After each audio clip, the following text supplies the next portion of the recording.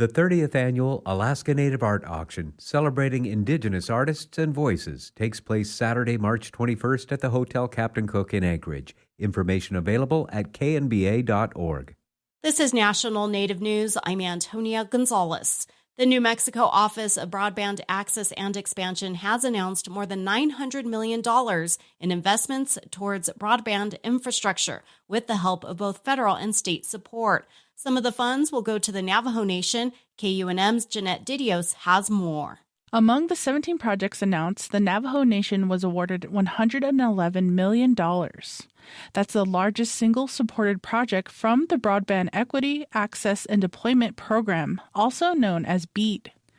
Sonia Nez manages the Navajo Nation Broadband Office. She says the project will affect 11,000 households across New Mexico's portion of the Navajo Nation.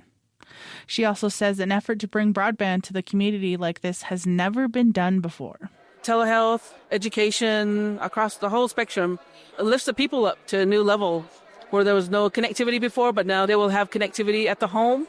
And so it just opens a whole door of opportunity for the people. Businesses, entrepreneurship, education, across the whole spectrum. Nez says tribal members continue to face challenges without broadband. So without internet connection, for example, to get college education, you have to go off the reservation. You have to go into the cities, So this will give them opportunity to have school right there at home and then not have to leave the nation, Nez says the BEAD program will help more homes have broadband service.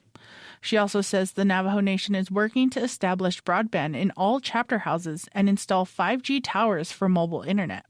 For National Native News, I'm Jeanette Didios.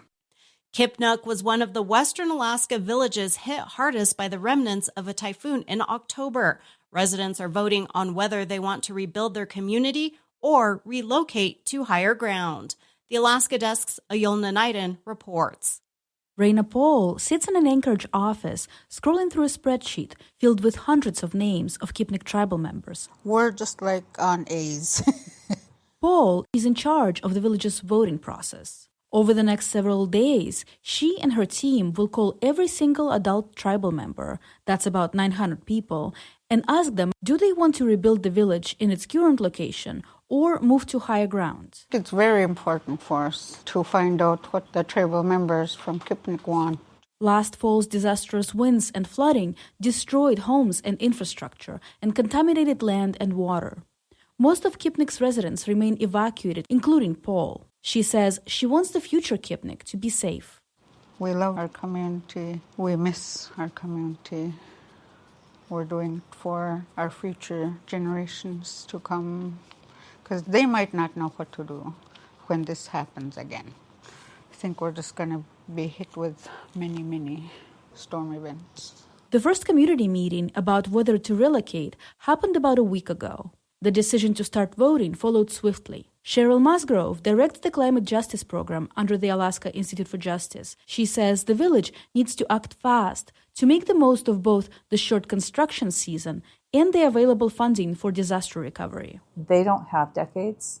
They need to do it immediately. So that's my hope, is that they can show other communities that are going to be faced with this in the future that you can rebuild someplace else, if that's what they decide, on a short timeline as the disaster recovery process. Right now, Kipnuk leadership is looking at 2 sites for relocation. Both spots are located on higher ground. During the voting process, Paul and her team of 4 are also asking residents if they want to suggest any other sites. In Anchorage, I'm Alona Naiden. And I'm Antonia Gonzalez.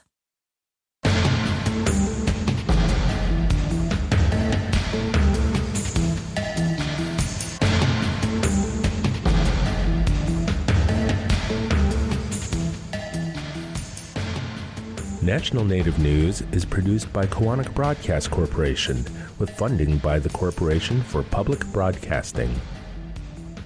Support from Davis Keelan Law Firm, a New Mexico firm standing with Native families suffering catastrophic loss. When tragedy strikes Indian country, we fight to restore stability, dignity, and justice. Bringing a voice to Native families and communities for 20 years. More information, daviskeelan.com. Hear that? Tribal college faculty do so much, one can't say it all here. Nothing but respect. Visit mostthoroughdjobdescription.com. The American Indian College Fund supports this program. Native Voice One, the Native American Radio Network. The 30th annual Alaska Native Art Auction, celebrating Indigenous artists and voices, takes place Saturday, March 21st. Corporate sponsorship opportunities are available. Information at kmba.org.